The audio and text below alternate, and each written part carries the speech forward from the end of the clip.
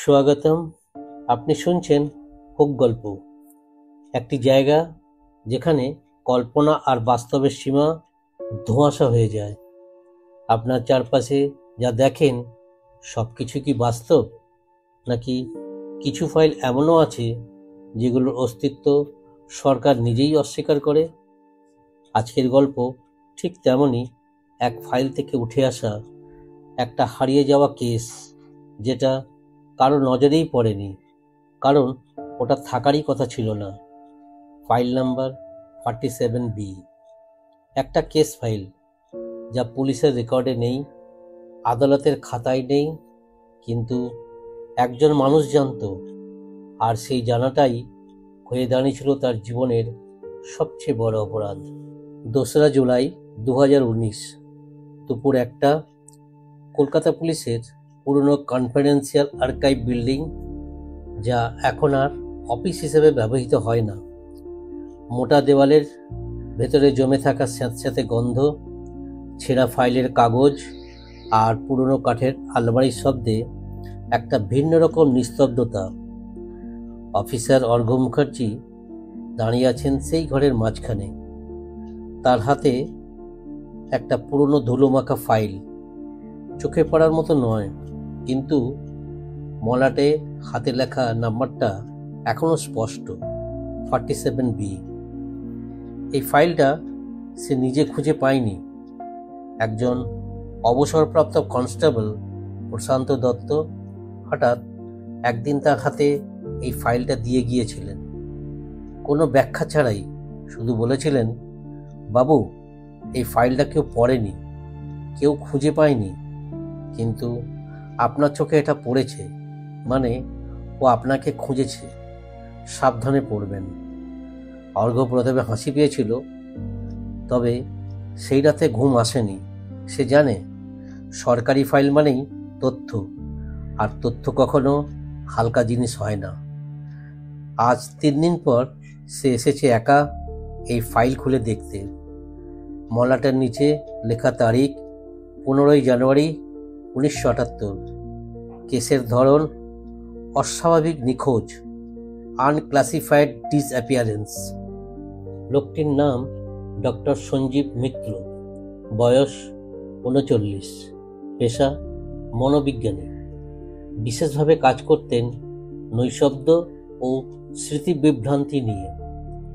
File খুলতেই প্রথমে একটি সাদা কাগজ পড়ে যায়, তাতে শুধু একটা line, if you are reading this he already nose.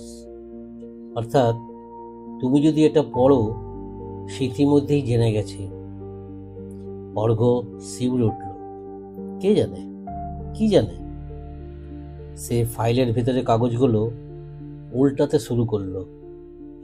প্রথম রিপোর্ট এক ছাত্রের বয়ান, নাম রজত কর।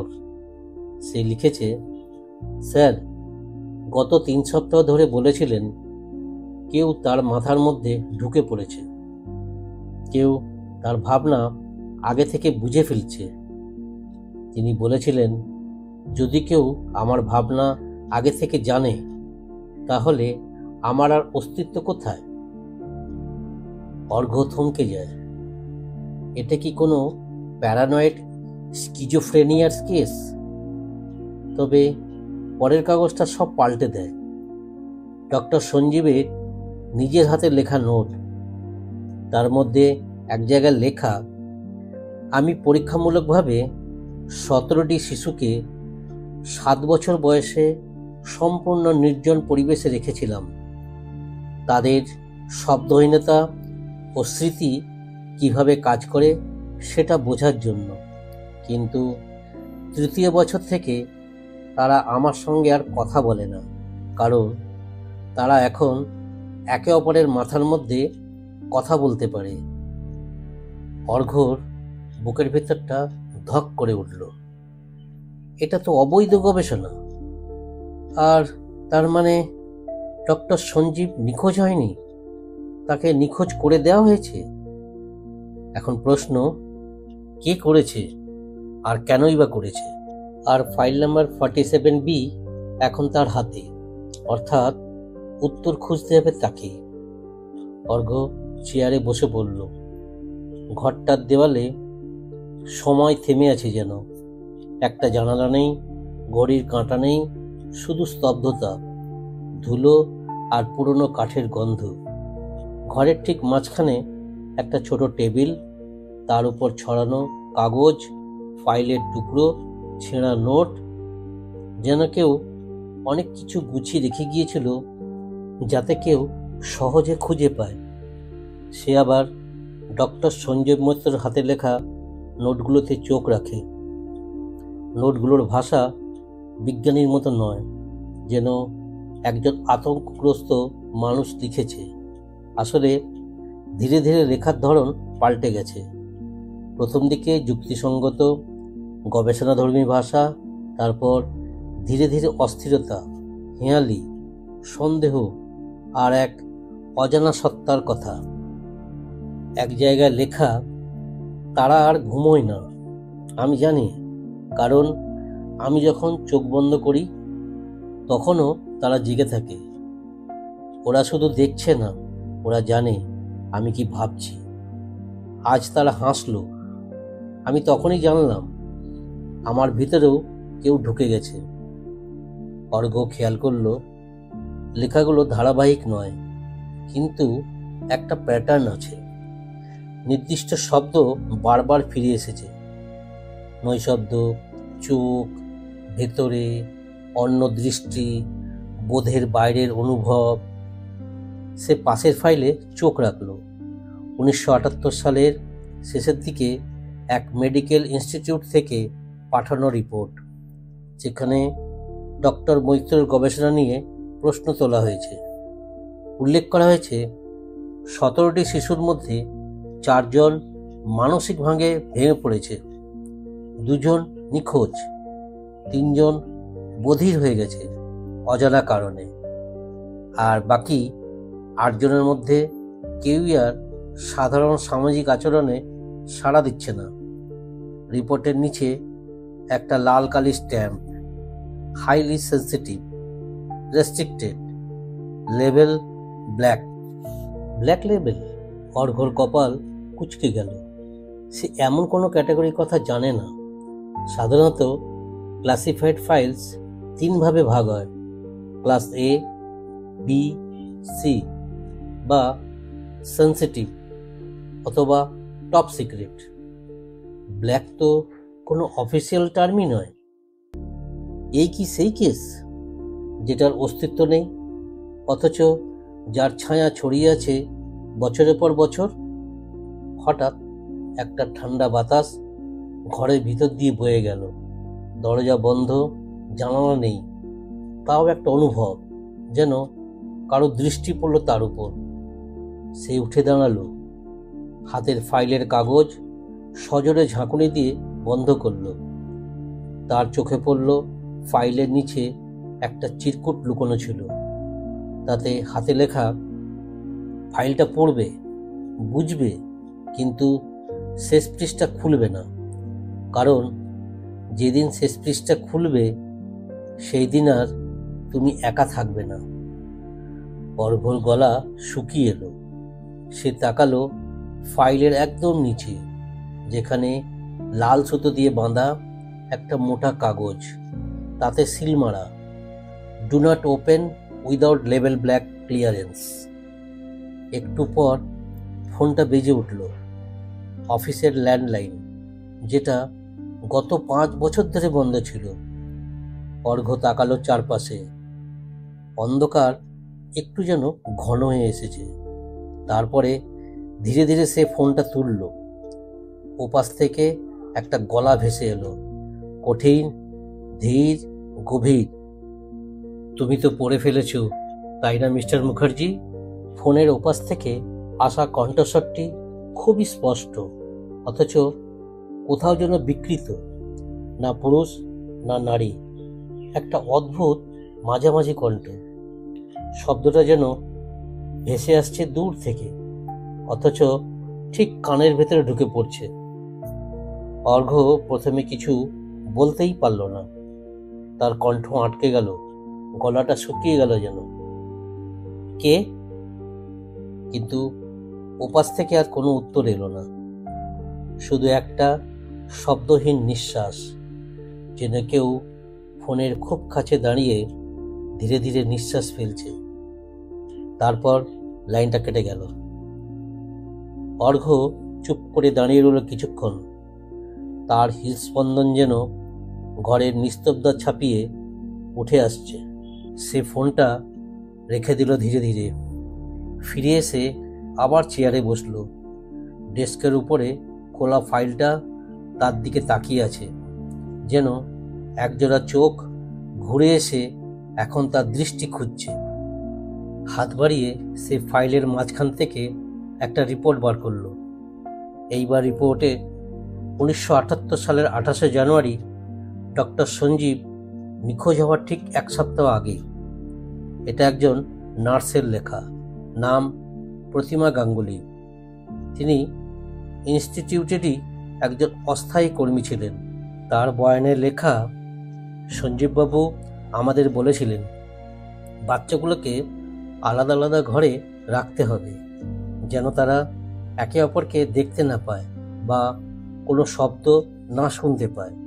এমনকি তিনি বলেছিলেন ঘরগুলোর দেওয়ালও এমনভাবে বানাতে হবে যাতে শব্দ প্রতিফলিত না হয়। কিন্তু আমার মনে আছে একটা রাত আমি হঠাৎ শুনি এক ঘর থেকে আওয়াজ আসছে, খুব মৃদু, প্রায় অশ্রাব্য। কাছে গিয়ে দেখি ঘরটা ফাঁকা, কিন্তু দেয়ালে কেউ যেন খোঁচা খোঁচা করে কিছু লিখেছে, এবং সেটা আমার নাম, আমার পুরো নাম। অর্ঘ্যর শিরদাঁড়া ঠান্ডা হয়ে এলো। সে চেয়ার থেকে উঠে দাঁড়ালো, ঘরে হেঁটে বেড়াতে লাগলো। সে অনুভব করছিল এই কেসটা স্রেফ এক নিখোঁজ গবেষকের গল্প নয়, এটা আরও কিছু, অনেক বড় কিছু। সে জানে 1978 সালে ভারতের একাধিক পরীক্ষাগারে নানা ধরনের সরকার অনুমোদিত ও অনুমোদনহীন গবেষণা চলত। তবে শিশুদের নিয়ে এরকম পরীক্ষা, এটা একমাত্র সম্ভব অফ দ্য বুকস অপারেশনে, যেখানে বাজেট, অনুমতি বা নীতি নৈতিকতা কোনোটাই ধর্তব্য নয়। তারপর ফাইলের একপাশে সে দেখতে পেল একটা ম্যাপের মতন স্কেচ। মনে হচ্ছে ইনস্টিটিউটেরই প্ল্যান, কিন্তু সেখানে 7টা ঘরের চিহ্ন, সবগুলো ঘর আলাদা। মাঝখানে একটা বড় রুম, যার উপর লেখা অবজারভেশন রুম, নো এন্ট্রি। এই ঘরে কি সেই ঘটনাগুলো রেকর্ড করা হতো? সে হাত বাড়িয়ে ম্যাপটা আরও খুঁটিয়ে দেখছিল। ঠিক তখনই ঘরের জানালার পাশে রাখা পুরনো লোহা আলমারি থেকে ঠক করে একটা শব্দ এলো। অর্ঘ্য এক ঝটকায় ফিরে তাকালেন। ঘরটা তো সম্পূর্ণ ফাঁকা ছিল। তারপর ধীরে ধীরে এগিয়ে গেল সেই আলমারির দিকে। আলমারিটার দরজা অল্প একটু খোলা। হাত বাড়িয়ে দরজাটা খুলতেই একটা পুরনো ক্যাসেট বেরিয়ে এলো। তার উপরে লেখা সেশন 9, ডক্টর মৈত্রস ফাইনাল রেকর্ডিং। এটা কি সেই শেষ মুহূর্তের রেকর্ডিং? অর্ঘ্য ক্যাসেটটা হাতে নিয়ে বুঝল এই গল্পের শেষ পৃষ্ঠা হয়তো এখানেই লেখা আছে। কিন্তু প্রশ্ন একটাই, সে শুনবে তো? অর্ঘ্য ক্যাসেটটা আলতো করে হাতে নিয়ে ভাবল, এত পুরনো রেকর্ডিং চালানোর জন্য এখন কোথায় পাবে ক্যাসেট প্লেয়ার? তবে তার ভাগ্য ভালো, ঘরের এক কোণে একটা ধুলোমাখা কাঠের কেসে পুরনো টেপ রেকর্ডার রাখা ছিল। যেন কেউ ইচ্ছে করেই এটা এখানে রেখে গিয়েছে এই ফাইল পড়ার লোকটার জন্য। সে রেকর্ডারে ব্যাটারি ঢুকিয়ে দিল। দূর থেকে টানতে হলো একটা পুরনো এক্সটেনশন কর্ড। বিদ্যুৎ চলল কিনা বোঝা গেল যখন একটা সূক্ষ্ম হি হি শব্দ করে রেকর্ডটা সচল হলো। অর্ঘ্য ধীরে ধীরে ক্যাসেট ঢোকালো। ক্লিক। একটু শ্বাস আটকে এসে বসে পড়ল সে। প্লে বাটন চাপতেই এক মুহূর্তের নীরবতা। তারপর একটা কাশির শব্দ ভেসে এলো। তারপরেই সেই পরিচিত কণ্ঠ। এটা যদি কেউ শুনতে পাও তাহলে জেনে রাখো, আমি আমার সীমা ছাড়িয়ে গেছি। আমি চেয়েছিলাম বোঝার জন্য, শুধু বোঝার জন্য, কিন্তু আমি যা দেখেছি তা কোনো ভাষায় বলা যায় না। প্রথম দফার পরীক্ষায় শিশুরা শব্দে প্রতিক্রিয়া দিচ্ছিল না, কিন্তু ওদের মধ্যে এক ধরনের বলা যায় না কালেকটিভ সেন্সেশন তৈরি হচ্ছিল। অর্ঘ্য বুঝতে পারছিল সেই বিজ্ঞানীর কণ্ঠে তীব্র উত্তেজনা আর আতঙ্ক।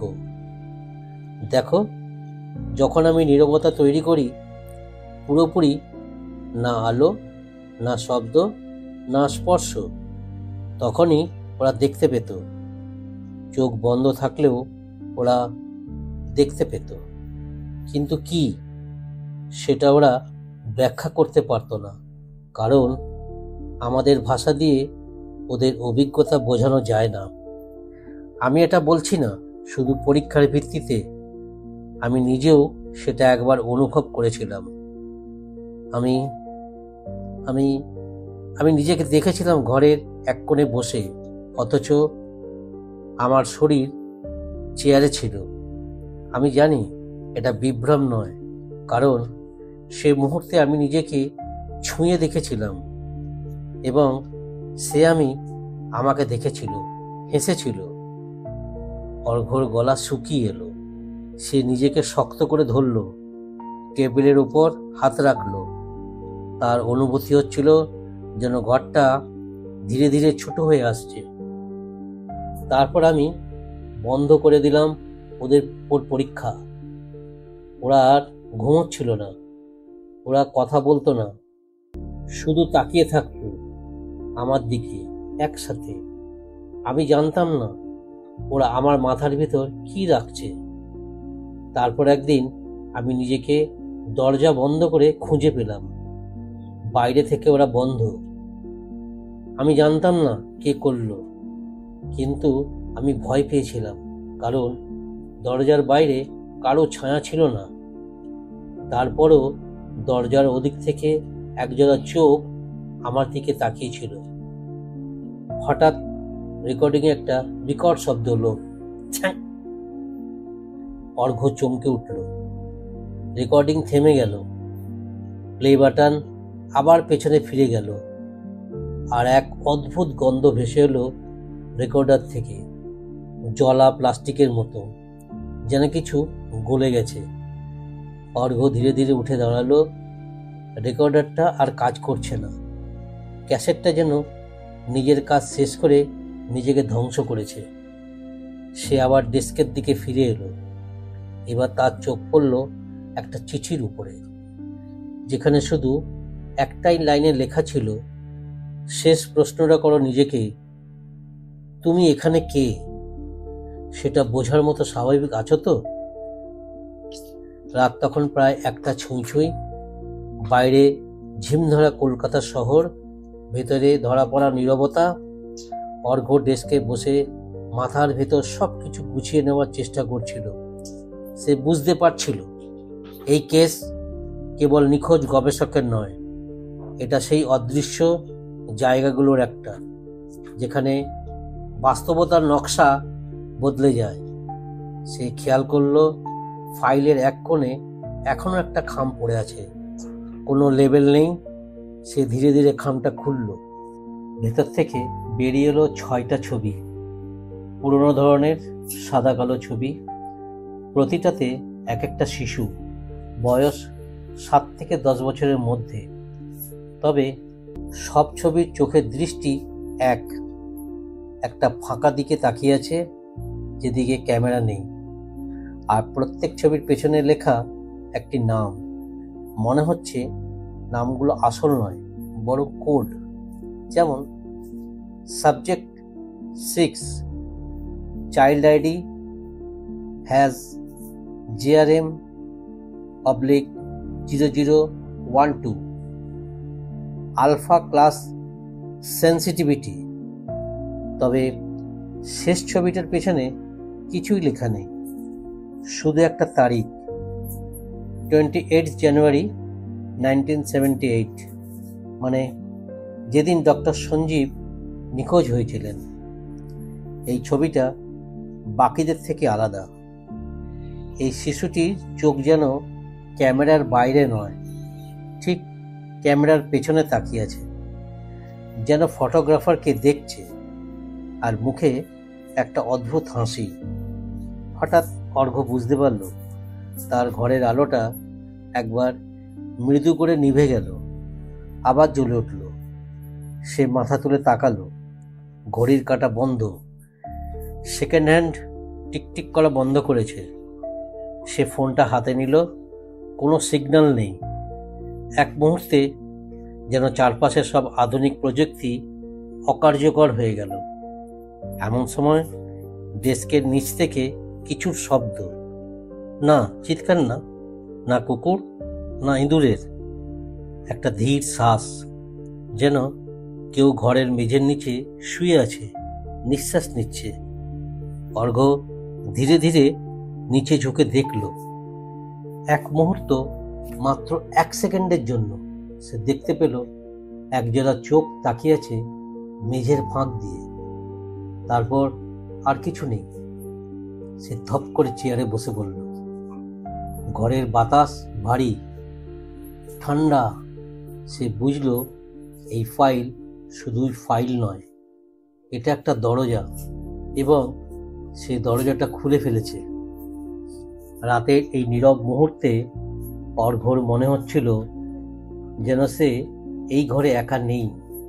জানালার ফাঁক গলে আসা পথের হলুদ আলো তার ঘরের মেঝেতে ধূসর ছায়ার মতো ছড়িয়ে পড়েছিল, কিন্তু আলোটা থেমে গিয়েছিল দরজার ঠিক পাশে, আর তাতেই অঘটনের ইঙ্গিত ছিল।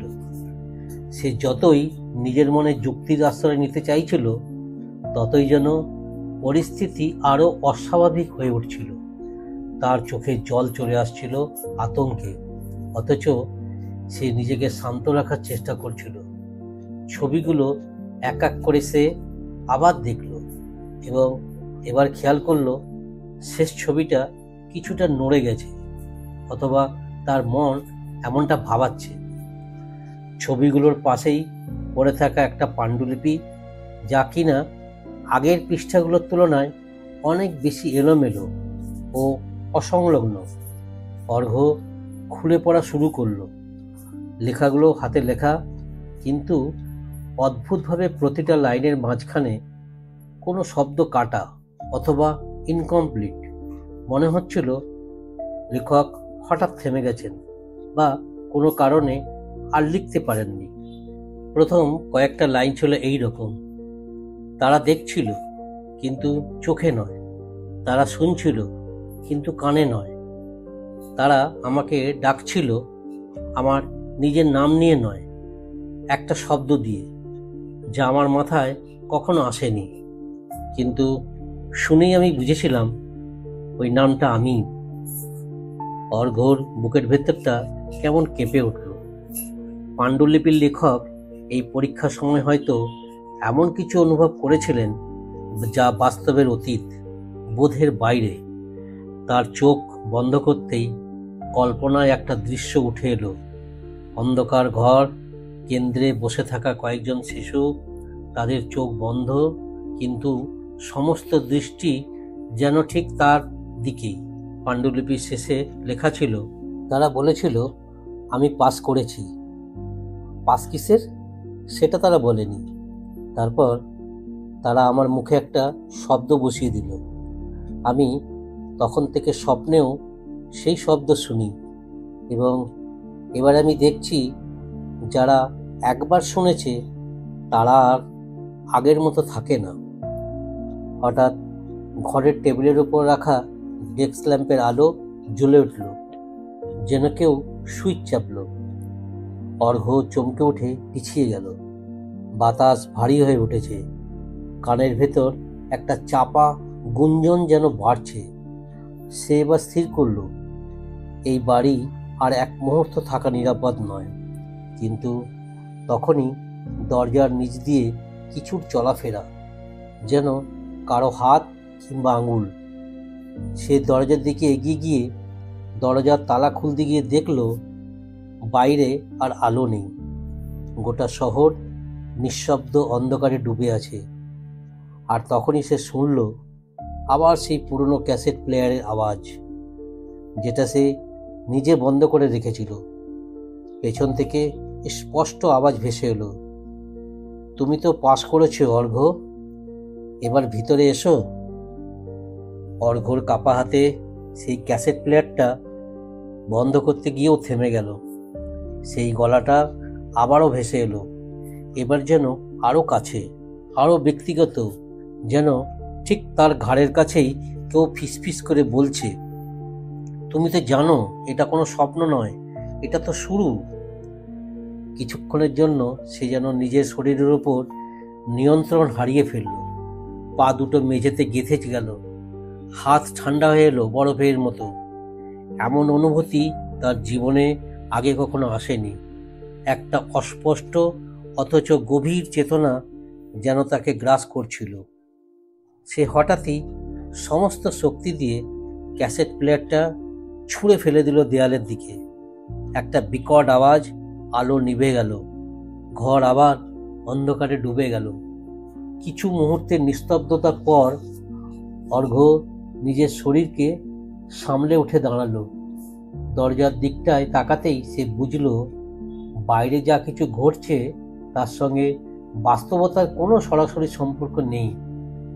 হয়তো আছে ফাইলটা খোলার পর থেকে কিছু পরিবর্তন, কিছু দরজা যা খুলে গেছে জানা বা অজানা ভাবে। হঠাৎই অর্ঘ্যর চোখ পড়ল ডেস্কের পাশে রাখা সেই পুরনো নীল ফোল্ডারটার দিকে, যেখানে কিছু রিপোর্ট রাখা ছিল। সে খুলে দেখল একটি রিপোর্টে বলা আছে, ডক্টর সঞ্জীব রায়ের উপর পরিচালিত নিউরোসাইকোলজিক্যাল এক্সপেরিমেন্ট ফেজ 3 পর্যন্ত গিয়েছে। Subject exhibited alternate sensory perceptions, interdimensional suggestions, susceptibility and limited vocal transmission from unexplained sources. অর্থাৎ তার মানে দাঁড়াচ্ছে সঞ্জীব রায় কোনো এক পরীক্ষার অংশ ছিলেন, যেখানে তার মস্তিষ্কে এমনভাবে প্রোগ্রাম করা হচ্ছিল যাতে তিনি এমন কিছুকে দেখতে ও শুনতে পারেন যা আমাদের পঞ্চেন্দ্রিয়ের বাইরে। রিপোর্টের নিচে একটা লাল কালিতে লেখা শব্দ, রিক্লাসিফাইড, নট হিউম্যান, ক্যাটাগরি 47B। অর্ঘ্যর নিঃশ্বাস বন্ধ হয়ে এলো কিছুক্ষণের জন্য। সে আবার ঘরের চারপাশ তাকালো, যেন কোথা থেকেও একটা ফিসফিস শব্দ আসছে, কিন্তু সে স্পষ্ট করতে পারছে না শব্দটা তার নিজের মাথার ভেতর থেকে আসছে না বাইরের কোনো উৎস থেকে। তখনই সে আবার তাকালো সেই শেষ ছবিটার দিকে, সেই অদ্ভুত শিশু যার চোখ ক্যামেরার পেছনে তাকিয়েছিল। কিন্তু এইবার ছবিটা ঠিক আগের মতো ছিল না। এইবার শিশুটার ঠোঁটে স্পষ্ট একটা চওড়া হাসি, যেন সে অর্ঘ্যকে চিনে ফেলেছে। ছবির নিচে আগের মতো কোনো তারিখ ছিল না, বরং একটা নতুন লাইন লেখা, সাবজেক্ট সিলেক্টেড, অর্ঘ্য সেন, ইনিশিয়েট ফেজ 4। তাকে নির্বাচন করা হয়েছে। তার মানে এই মুহূর্ত থেকে সে নিজেই এক্সপেরিমেন্টের অংশ। অর্ঘ্য আর নিজেকে আটকে রাখতে পারল না। সে লাফ দিয়ে ঘরের দরজা খুলে দৌড়ে বেরিয়ে পড়ল বিল্ডিংয়ের করিডোরে। কিন্তু এ কি, দরজা খুলতে সে দেখতে পেল করিডোরটা সেই অফিস বিল্ডিংয়ের মতো নয়, বরং লম্বা একটা টানেল, যার দুপাশে অদ্ভুত ঝুলন্ত আলো আর এক অস্পষ্ট গম্ভীর আওয়াজ ভেসে আসছে ভেতর থেকে। কেউ যেন অন্ধকারের ভেতর দাঁড়িয়ে ডাকছে, phase 4 has begun, welcome back. করিডোরটা যেন চলতেই থাকলো। অর্ঘ্য যত এগোতে লাগলো পেছনের আলো তত নিভে যেতে লাগলো। সামনে একটা অস্পষ্ট সাদা আলো দেখা যাচ্ছিল, আর তার মাঝখানে দাঁড়িয়ে কেউ একজন, বা হয়তো কিছু একটা। তার গায়ের গঠন ছিল মানবাকৃতির, কিন্তু মুখ ছিল সম্পূর্ণ অন্ধকার, ঠিক যেন আলো নিজের ইচ্ছাই সেই মুখের উপর ছায়া ফেলে রেখেছে। তার শরীরে কোনো পোশাক ছিল না, অথচ ত্বক ছিল মেটালিক, একটা ধূসর রঙের ধাতব আবরণে ঢাকা। অর্ঘ্যর গলা শুকিয়ে গেল। সে শব্দ করার চেষ্টা করেও পারল না। তখন সেই ছায়ামূর্তি প্রথমবারের মতো কথা বলল। তুমি আমাদের ডেকেছিলে অর্ঘ্য সেন। ফাইল 47B খুলে তোমার নাম স্বাক্ষর করেছ। এখন আমরা তোমার ভিতরে প্রবেশ করব। অর্ঘ্য এক পা পিছিয়ে যেতে না যেতেই তার চারপাশে অদৃশ্য দেওয়াল তৈরি হয়ে গেল। তার মাথার ভেতর একটা চাপা কাঁপুনি শুরু হলো। মনে হচ্ছিল হাজারটা কণ্ঠ একসঙ্গে ফিসফিস করছে তার নাম। অর্ঘ্য, অর্ঘ্য, ফেস 4, ফেস 4। তার চোখের সামনে ভেসে উঠতে লাগলো অসংখ্য ইমেজ, এক একটা মুহূর্ত যেগুলো সে জীবনে হয়তো ভুলে গিয়েছিল। ছোটবেলার স্কুলে প্রথম ছবি আঁকার দিন, বাবার সঙ্গে শেষ কথা বলা, রাত্রে একা হাঁটার সময় হঠাৎ পেছনে ফিরে তাকানোর মুহূর্ত, এই সব কিছু যেন কেউ স্ক্যান করে নিচ্ছে। তারপর সেই ছায়ামূর্তি আবার বলল, তুমি কেবল একজন পর্যবেক্ষক ছিলে, এখন তুমি এক্সপেরিয়েন্সার। তুমি এখন সেই ফ্রিকোয়েন্সির সঙ্গে সংযুক্ত যা সাধারণ মানুষ স্পর্শ করতে পারে না। ফেজ 4-এর শেষেই তুমি জানতে পারবে তোমার ভিতর তারা কাকে রেখে গেছে। হঠাৎ চারপাশটা এক ঝলকে আলোকিত হয়ে উঠল। অর্ঘ্য নিজেকে আবিষ্কার করলো একটা বিশাল গোল ঘরের মাঝে দাঁড়িয়ে, যেটা যেন কাঁচে ঘেরা, কিন্তু কাঁচের ওপারে ছিল অসংখ্য চোখ। হ্যাঁ, ঠিক চোখ। তারা তাকিয়েছিল তার দিকেই, কিন্তু কোনো মুখ বা শরীর ছাড়াই। প্রতিটি চোখ ছিল ভিন্ন আকারের, ভিন্ন রঙের, যেন এক একটা চোখ এক একটা প্রাণী বা সত্তার প্রতিনিধি। তখন একটা ভেসে আসা কণ্ঠ বলল, অবজার্ভ, অ্যাবজর্ব, বিকাম। অর্ঘ্যর বুকের ভেতর আবার সেই অজানা শব্দ বাজতে লাগলো, যে শব্দটা পাণ্ডুলিপির লেখক শুনেছিলেন, আর যেটা একবার শুনলেই কেউ আর আগের মতো থাকতো না। দা সাং থা রে বি। শব্দটা অসম্পূর্ণ, কিন্তু তাতেই অর্ঘ্যর মস্তিষ্কে যেন বিস্ফোরণ ঘটে। সে চিৎকার করতে গিয়ে দেখল তার গলা দিয়ে কোনো শব্দ বেরোচ্ছে না। তার জিভটা যেন সরে গেছে, গলার ষড়যন্ত্র কাজ করছে না। সে নিজেই কি নিজের দেহের বাইরে চলে যাচ্ছে? তার হাত দুটো ধীরে ধীরে স্বচ্ছ হয়ে উঠেছে, আর সেই চোখগুলো যেন তাকে গ্রাস করছে এক এক করে।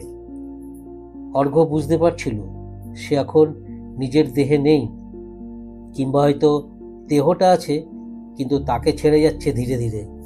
তার মনে হলো সে যেন একটা জলজ ধ্বনির মধ্যে ডুবে যাচ্ছে।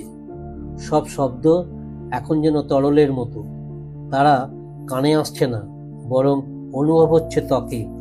প্রতিটা তথ্য, প্রতিটা শব্দ আর ইমেজে যেন তার মনে গেঁথে যাচ্ছে চিহ্নের মতো। হঠাৎ তার সামনে আবার সেই চৌকলা গ্লাস ঘরটা উধাও হয়ে গেল। এইবার সে আবিষ্কার করলো নিজেকে একেবারে অন্য একটা জায়গায়, একটা পুরনো ধূসর রঙের কংক্রিট ঘর।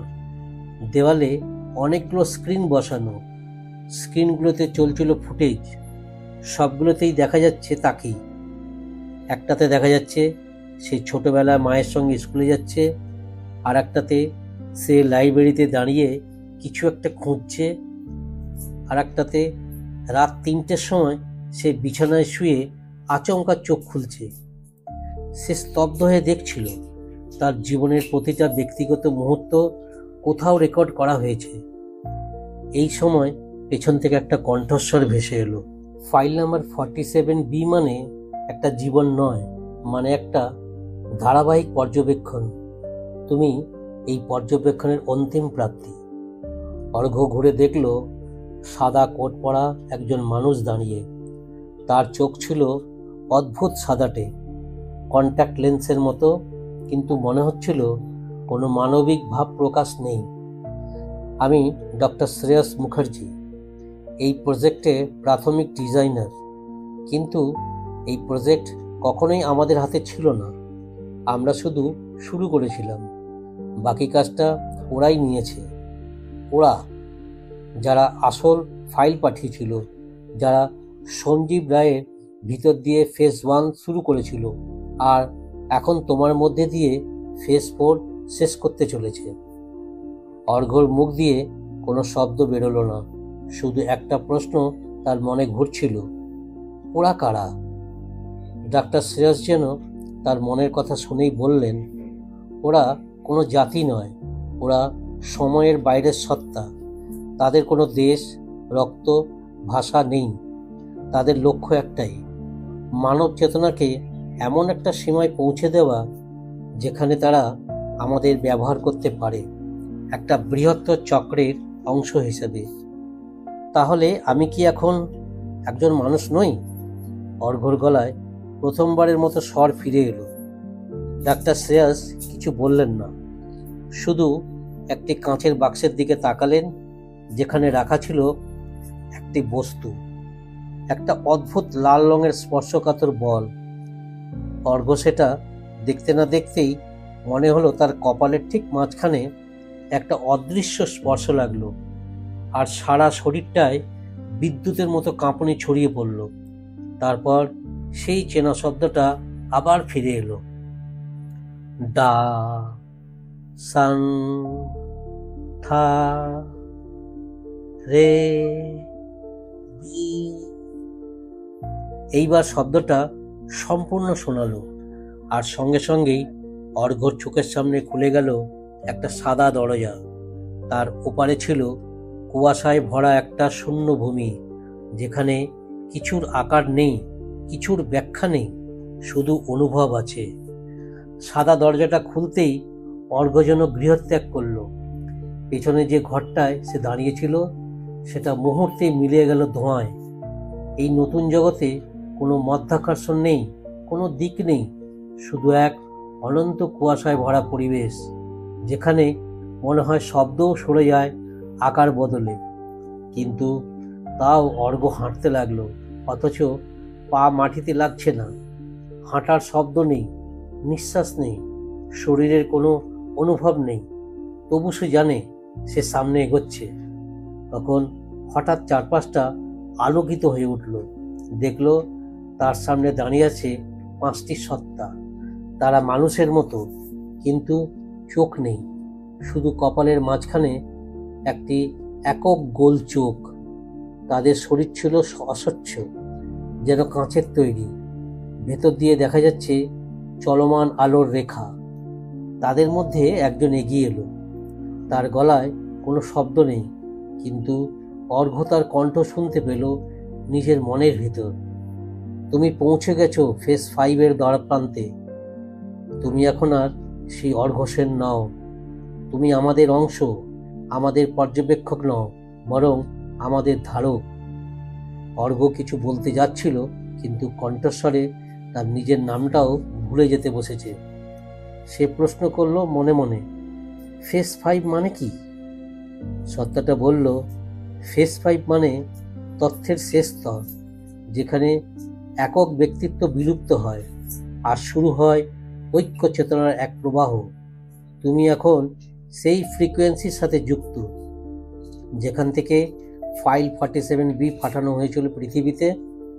অর্ঘ্যর মনে হলো এইবার সে বুঝতে পারছে ফাইলটা কোনো নথি নয়, এটা একটা বীজ, যার মধ্যে রোপণ করা হয়, সে সময়ের বাইরে গিয়ে পৌঁছায় এমন এক স্তরে যেখানে তার সমস্ত অভিজ্ঞতা, স্মৃতি আর সত্তা হয়ে ওঠে উপাদান, তথ্যের উৎস। ঠিক তখনই একটা বিশাল গোল কাঠামো অন্ধকারের ভিতর থেকে ভেসে উঠল। তা একটা রিংয়ের মতো, যেটার মাঝে ঘূর্ণায়মান চক্র চলছে। চক্রের একপাশে লেখা 47B, সাবজেক্ট লিঙ্ক কনফার্মড। তারপর সেই সত্তাগুলোর মধ্য থেকে একটা বলল, তোমার দেহে তথ্য রোপিত হয়েছে। তুমি এখন বহন করছো সেই সংকেত, যা ফিরে যাবে উৎসে। অর্ঘর মাথা ঝিমঝিম করে উঠল। সে বুঝতে পারছিল এইবার সে কোথাও ফিরবে, কিন্তু সেটা পৃথিবী হবে না, হয়তো একটা বাস্তবতা হবে যেখানে তার জন্ম কখনো হয়নি, কিন্তু স্মৃতিগুলো রয়ে গেছে। একটা শেষ প্রশ্ন তার মনে উঠল, তাহলে সঞ্জীব রায় সে কোথায়? সত্তাগুলোর একজনের মাথা নামিয়ে বলল, সঞ্জীব ছিল প্রথম ধারক। সে নিজেকে বিলীন করে দিয়েছিল উৎসে ফিরে যাওয়ার আগেই। তুমি শেষ ধারক, তোমাকে ফিরতেই হবে। তারপর এক তীব্র আলো অর্ঘর শরীর ঘিরে নিল। সে চোখ বন্ধ করল না। সে জানে এই আলোই তার নতুন রূপ, এই আলোই ফাইল নাম্বার 47B এর শেষ অধ্যায়। আলোটা মিলে যাওয়ার পর অর্ঘ নিজেকে আবিষ্কার করলো এক বিশাল গোলাকার কক্ষের ভিতর। এই জায়গাটা ঠিক আগেরগুলোর মতো নয়। এখানে শব্দ আছে, ভার আছে, বাতাস আছে, এবং সবচেয়ে অদ্ভুত বিষয়, এই ঘরটা যেন তার নিজের স্মৃতির মতন তৈরি। দেয়ালের এক পাশে তার শৈশবের খাট, অন্য পাশে কলেজের ক্লাসরুম, আর একটু পাশে বাবার বইয়ের তাক। তবু সবই যেন স্বপ্নের মতো ঝাপসা। হঠাৎ এক কোণে অন্ধকার থেকে কেউ বেরিয়ে এলো। সে নিজেই, অর্থাৎ অর্ঘ নিজেরই মুখোমুখি দাঁড়িয়ে। কিন্তু এই অর্ঘ একটু বয়স্ক, চোখের নিচে কালি, মাথার চুল পাতলা। তার চোখে অনেক কিছু দেখা, তবে সবচেয়ে বেশি যেটা দেখা যায় তা হলো বুঝে ফেলার যন্ত্রণা। তুমি ভাবছো তুমি এখনো মানুষ, কিন্তু তুমি আসলে একটা চিন্তার শেষ বিন্দু। তুমি জন্মাওনি, তৈরি হয়েছো, যেমন আমি হয়েছিলাম আগের অনেকগুলো ধারকের মতো। অর্ঘ স্তব্ধ, তার শরীর কাঁপছে না, অথচ ভেতরে যেন একটা বিস্ফোরণ চলছে। তাহলে আমি কি স্মৃতি? না, তুমি একটা পরীক্ষার ফল। এই ঘর, এই দৃষ্টিভঙ্গি, এই কাহিনী সবই প্রজেক্ট 47B এর অংশ। আমরা প্রত্যেকেই একটা চেতনার অংশ, যেটাকে পৃথিবীতে পাঠিয়ে পর্যালোচনা করা হয়। যে যত দূর যেতে পারে সে তত কাছাকাছি পৌঁছয় উৎসে। এই সময় ঘরের মাঝখানে একটা বস্তু ধীরে ধীরে গঠিত হলো, একটা খাতা। তার উপরে লেখা সাবজেক্ট 47B ফাইনাল এন্ট্রি। অর্ঘ খাতাটা ছুঁয়ে দেখল, তাতে লেখা ছিল সাবজেক্ট 47B। এই সত্তা সফলভাবে ফেজ 5 অতিক্রম করেছে। তথ্য সংগ্রহ সমাপ্ত। ব্যক্তি স্মৃতি এবং মানবিক অভিজ্ঞতার সম্পূর্ণ ডেটা লিপিবদ্ধ হয়েছে। রপ্তানি প্রস্তুত। তারপর এক অজানা কণ্ঠস্বর আবার ফিরে এলো। এইবার কণ্ঠটা পুরনো টাইপরাইটারের শব্দের মতো, টিক টিক টিক। তারপর একটা জোরালো ধাতব শব্দ, এন্ড ট্রান্সমিশন। ঘরটা ধীরে ধীরে গলতে লাগলো। ছাদ, দেওয়াল, আলো সব ধোঁয়ায় মিশে গেল। অর্ঘ আবার সেই নিরাকার কুয়াশার ভিতর, কিন্তু এবার সে ভয় পাচ্ছে না। এই প্রথম তার মনে হলো সে নিজের উদ্দেশ্য বুঝে গেছে।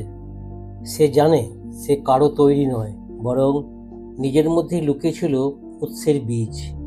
ফাইল নাম্বার 47B মানে কোনো ভয়ঙ্কর ষড়যন্ত্র নয়, বরং এক জাগরণ। এটা সেই বোঝাপড়ার নাম যেখানে মানুষ নিজেকে চিনতে শুরু করে মানবতার সীমার বাইরে গিয়ে। একসময় অর্ঘ যখন ধোঁয়ার কুয়াশায় এগিয়ে যাচ্ছিল, তখন এক অদ্ভুত শান্তি তাকে ঘিরে ধরেছিল। মনে হচ্ছিল কোনো বোঝা নেই, ভয় নেই, এমনকি নিজের শরীর পর্যন্ত আর স্পষ্ট মনে পড়ছে না।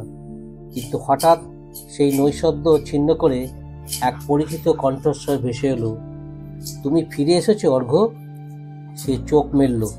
সামনে একজন বসে আছে, টেবিলের ওপারে একটা পুরনো কাঠের অফিস ঘর, দেয়ালে ধুলো পড়া ফাইলের তাক, জানালা দিয়ে রোদের রেখা এসে পড়েছে কাগজের স্তূপে। আর কণ্ঠস্বরের মালিক সঞ্জীব রায়। অর্ঘ্য হতবাক হয়ে গেল। সে কি আবার পৃথিবীতে ফিরে এসেছে, নাকি এটা আরেকটি মানসিক স্তর? আপনি আপনি তো... সঞ্জীব মুচকি হাসলেন। হ্যাঁ, আমি সেই সঞ্জীব যার খোঁজ তুমি এতদিন করেছিলে। কিন্তু আমি আসলে আর সেই মানুষটা নই।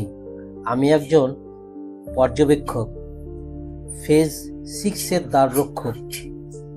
অর্ঘ্যর মাথা ঘুরতে লাগলো। তাহলে এই সব কিছু কি সাইমুলেশন?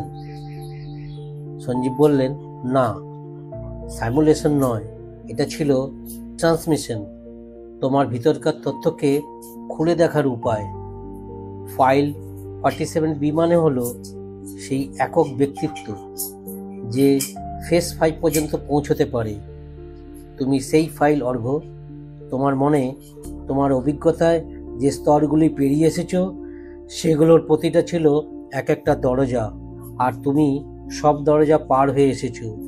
অর্ঘ্যর গলা শুকিয়ে এলো। সে জিজ্ঞেস করলো, তাহলে আমি কি এখন একটা চিন্তার উৎসে পরিণত হয়েছি? সঞ্জীব উত্তর দিলেন, না। তিনি শুধু জানালা বাইরে তাকালেন। সেখানে দেখা গেল এক অদ্ভুত দৃশ্য।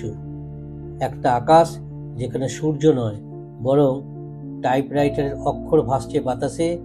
প্রতিটা অক্ষর মানে এক একটা মানুষ, এক একটা গল্প, এক একটা সম্ভাবনা। তারপর সঞ্জীব বললেন, তুমি এখন সিদ্ধান্ত নিতে পারো। তুমি চাও কি আবার ফিরে যেতে, স্মৃতি হারিয়ে নতুন জন্ম নিয়ে পৃথিবীর সেই সাধারণ ভিড়ের ভিতর মিশে যেতে, নাকি থাকতে চাও এই দৃষ্টিভঙ্গির ওপারে, এক তৃতীয় মাত্রা বাস্তবতায়, যেখানে সময় আর জিজ্ঞাসা মিলিয়ে যায়? অর্ঘ্য এক মুহূর্ত চোখ বন্ধ করে রইল। তার ভেতরে যেন একটা ঝড় থেমে গেল। তারপর সে আস্তে বলল, আমি ফিরে যেতে চাই, কিন্তু এইবার আমি শুধু অর্ঘ্য হয়ে নয়। আমি যেতে চাই একজন লেখক হয়ে, যে লিখবে মানুষের জন্য সেই সব গল্প যা তারা নিজেরাই ভুলে গেছে। সঞ্জীব একটিবারও অবাক হলেন না। তিনি শুধু টাইপরাইটারটার দিকে তাকিয়ে বললেন, তাহলে যাও, তোমার টাইপ শুরু হোক। অর্ঘ্যর চোখের সামনে ঝলসে উঠল এক লাল আলো। সে আবার সেই লাল টাইপরাইটারের শব্দ শুনল, টিক টিক টাক টাক। আর সেই শব্দের মাঝে গড়ে উঠতে লাগলো নতুন একটা পৃষ্ঠা। অর্ঘ্য যখন আবার চোখ খুলল, তখন প্রথমে সে কিছুই বুঝতে পারল না। কানের পাশে একটা মৃদু বিপ বিপ শব্দ বাজছিল। চোখে এক ধরনের ঝাপসা আলো, আর পাশে ঠান্ডা প্লাস্টিকের গন্ধ। একটু পর সে অনুভব করল সে শুয়ে আছে একটা হাসপাতালে। ডান হাতে স্লাইনের সুই গোজা, বুকে ইসিজি প্যাড লাগানো, আর সামনে জানালার পাশে বসে আছেন এক ভাঙাচোরা চশমা পরা ডাক্তার।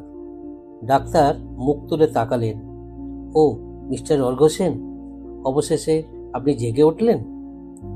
অর্ঘ্য ধীরে ধীরে উঠে বসার চেষ্টা করল। মাথাটা একটু ঘুরছিল, কিন্তু তার মন ছিল পরিষ্কার। সে বলল, আমি কোথায়? ডাক্তার বললেন, আপনি কলকাতা মেডিকেল কলেজ হাসপাতালে। গত 6 মাস আপনি কোমায় ছিলেন। আপনাকে একটা দেহহীন অবস্থায় পাওয়া গিয়েছিল পুরনো এনআইডি অফিস বিল্ডিংয়ের বেসমেন্টে। হাতের মুঠোয় আপনি ধরে রেখেছিলেন একটা পুরনো টাইপরাইটারের টুকরো। অর্ঘ্য কিছু বলল না। সে জানত এই 6 মাস তার জন্য 6 যুগের সমান। সে মনে করার চেষ্টা করল সে কিভাবে গেল, কিভাবে ফিরল। তবে যতই ভাবার চেষ্টা করল, মনে পড়ে না। সব কিছুই যেন এক গভীর স্বপ্ন। কিন্তু কিছু একটা বদলে গেছে তার ভিতরে। 1 সপ্তাহ পরে হাসপাতাল থেকে ছাড়া পেল অর্ঘ্য। তার প্রথম কাজ ফিরে যাওয়া নিজের সেই ছোট্ট ঘরে, সেখানেই যেখানে তার ডেস্ক, আলমারি আর একটা খালি কাগজে ভরা টাইপ করার জায়গা। দেওয়ালে ঝুলছে এক পুরনো ঘড়ি, সময় থেমে আছে। সে বসে পড়ল ডেস্কে, আস্তে করে সামনে রাখলো তার ডায়েরি। খোলা পৃষ্ঠায় লিখল, file number 47B, subject report. পৃথিবী এখনো প্রস্তুত নয়, সত্য জানার জন্য, কিন্তু সত্য অপেক্ষা করে না, সে নিজেই নিজের ভাষা খুঁজে নেয়। আমি সেই ভাষার বাহক, আমি এখন লিখব। তারপর সে হাত বাড়িয়ে ধরল একটা নতুন লাল রঙের টাইপরাইটার, ঠিক সেই রকম যেমনটা সে দেখেছিল তার ঘোরের ভেতর। আঙুল পড়ল কিগুলোর উপর, টিক টাক টিক টাক। প্রতিটা শব্দের সাথে সে যেন অনুভব করতে লাগলো প্রতি লাইনের মাঝে লুকিয়ে আছে চেতনার তরঙ্গ। তাকে আর কেউ থামাতে পারবে না। তার সামনে এখন অজস্র ফাইল, অজস্র কাহিনী। প্রত্যেকটি মানুষের মধ্যেই আছে একটা করে 47B, যা কোনোদিন হয়তো জাগবে, হয়তো নয়। তবে সে জানে সে এখন একজন লেখক নয়, জাগরণকারীর কণ্ঠ। বছরখানেক কেটে গেছে। অর্ঘ্য এখন থাকেন শান্তিনিকেতনের এক নির্জন ঘরে। সেই ঘর ভরা পুরনো বই, খাতা, টাইপরাইটার আর কাগজের স্তূপে। দুপুরবেলা খোলা জানালায় আলো এসে পড়ে তার ডেস্কের উপর। সেই আলোর রেখায় নিচেই চলতে থাকে টাইপ করার একটানা শব্দ, টিক টাক টিক টাক। প্রতিদিন সে উঠে বসে তার ডেস্কে, শুরু করে লেখা। গল্প, চরিত্র, ঘটনা সবকিছু যেন নিজে নিজেই তার মাথায় ভেসে আসে। তবে অদ্ভুত ব্যাপার হলো, তার প্রতিটা গল্প কিছুদিন পর বাস্তবে ঘটে যাচ্ছে। সে যে ছেলেটির গল্প লিখল, যে অন্ধকার গলিতে এক অদৃশ্য কণ্ঠস্বর শুনতে পায়, 2 সপ্তাহ পর সে একই ঘটনা ঘটল মুম্বাইয়ের এক বাচ্চা ছেলের সঙ্গে। সে যে মেয়েটির কথা লিখল, যে খুঁজে পায় তার জন্মের আগের কোনো জীবনের চিহ্ন, কয়েকদিন পর সেই রকমই এক সংবাদ আসে কেরালা থেকে। প্রথমে মানুষ ভাবল কাকতালীয়। তারপর একদিন ইন্ডিয়ান ইন্টেলিজেন্সি ব্যুরো থেকে একজন এসে তার দরজায় কড়া নাড়ল। আপনি অর্ঘ্য সেন? হ্যাঁ। আপনার লেখাগুলো আমরা অনুসরণ করছি। আপনি কি জানেন আপনি যা লিখছেন তা বাস্তবে ঘটছে?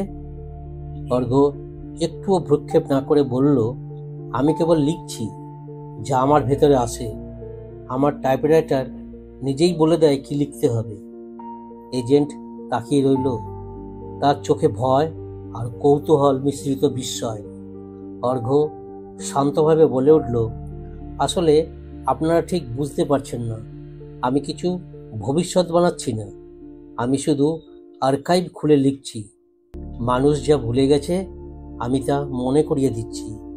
তারপর সে দেখল টেবিলের ওপরে এক কোণে রাখা ফাইল 47B। এজেন্ট জিজ্ঞাসা করল, এই ফাইলটা কি? অর্ঘ্য হালকা হাসল। এই ফাইলটায় আছে মানুষের অতীত, ভবিষ্যৎ আর বিকল্প সত্যের এক সন্ধিক্ষণ। আমরা সবাই একটা না একটা ফাইলের অংশ, কেউ জানে কেউ জানে না। আমি শুধু খুঁজে পেয়েছি আমার ফাইলটা। তারপর সে আবার টাইপ করতে শুরু করলো, টিক টাক টিক টাক। তার প্রতিটা অক্ষরে জমা হতে লাগলো আরও এক রহস্য, আরও এক গল্প, যা হয়তো এই পৃথিবী প্রস্তুত নয় জানার জন্য। রাত তখন প্রায় 2টো। চাঁদের আলো এসে পড়েছে টাইপরাইটারের ধাতব শরীরে।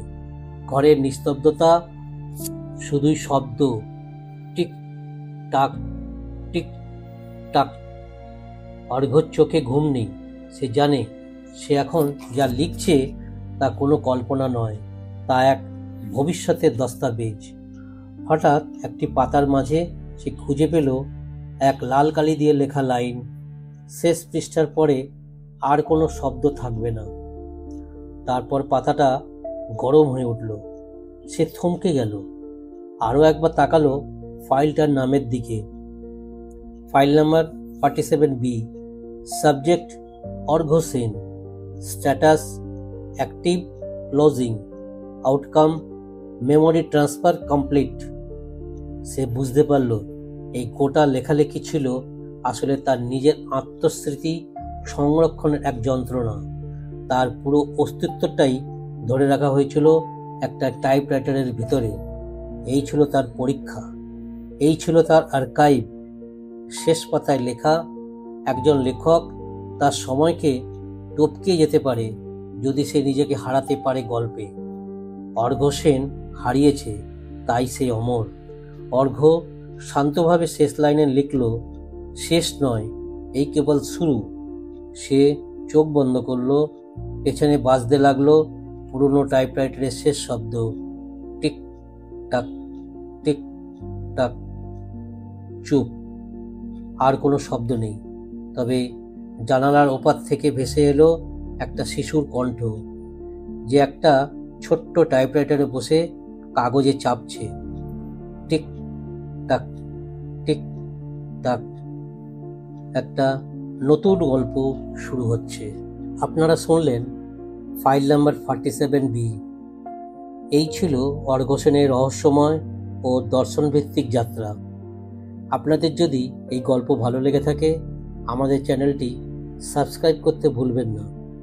আমাদের হোক গল্প চ্যানেলে এরকম আরও রহস্য, হরর আর গোয়েন্দা গল্প শোনার জন্য পাশে থাকবেন। শোনো গল্প হারিয়ে যাওয়া শব্দে। সাবস্ক্রাইব করুন, লাইক দিন আর শেয়ার করুন, কারণ পরবর্তী গল্পে হয়তো আপনার ফাইল নাম্বার